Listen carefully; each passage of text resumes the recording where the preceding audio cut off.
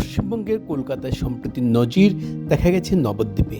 নবদ্বীপে হিন্দু ভাড়াটিয়ার শেষ যাত্রার পাশে দাঁড়ালেন মুসলিম বাড়িওয়ালা ও তার প্রতিবেশীরা।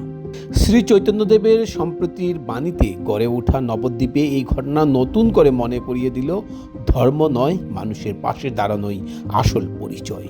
ভিন্ন ধর্মের হলেও মানবিকতার টানে এক হয়ে উঠলেন প্রতিবেশীরা, যা আজকের সময়ে সমাজের এক শক্তিশালী সম্প্রীতির বার্তা বহন করে।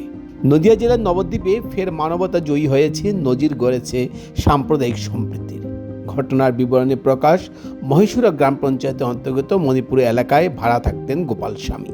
বার্ধক্যজনিত অসুস্থতার জন্য 22 ডিসেম্বর তার নবদ্বীপ স্টেট জেনারেল হাসপাতালে ভর্তি করেন তার মুসলিম বাড়িওয়ালা আয়ুর্মনা খাতুন ও তার স্বামী। শুক্রবার গভীর রাতে সেখানে তার মৃত্যু হয়। গোপালের মৃত্যুর পর বড় সমস্যায় পড়েন বাড়িওয়ালারা। গোপাল গোস্বামীর কোনো আত্মীয় বা ঘনিষ্ঠ বন্ধুর খোঁজ পাওয়া যায়নি। সে অবস্থায় আয়ুর্মনা খাতুন ও ইসলাম সম্প্রদায়ের প্রতিবেশীরা একত্রে সিদ্ধান্ত নেন, মানবিকতার দৃষ্টান্ত রেখে হিন্দু রীতি মেনেই গোপালের শেষকৃত্য সম্পন্ন হয়।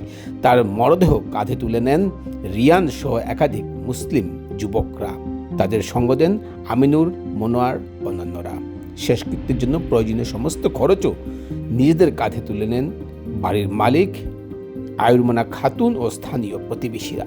যখন গোটা পশ্চিমবঙ্গ জুড়ে বাবরি মসজিদ নির্মাণকে কেন্দ্র করে ও অন্যদিকে দীঘাতে জগন্নাথ দেবের মন্দির তৈরি নিয়ে রাজনৈতিক তরজায় ধর্মীয় মেরুকরণের প্রভাব দেখা যাচ্ছে আসন্ন নির্বাচনকে ঘিরে, সেই সময় দেখা গেছে এক সম্প্রীতির বার্তা বয়ে এনেছে চৈতন্যদেবের হাতে গড়া নবদ্বীপ।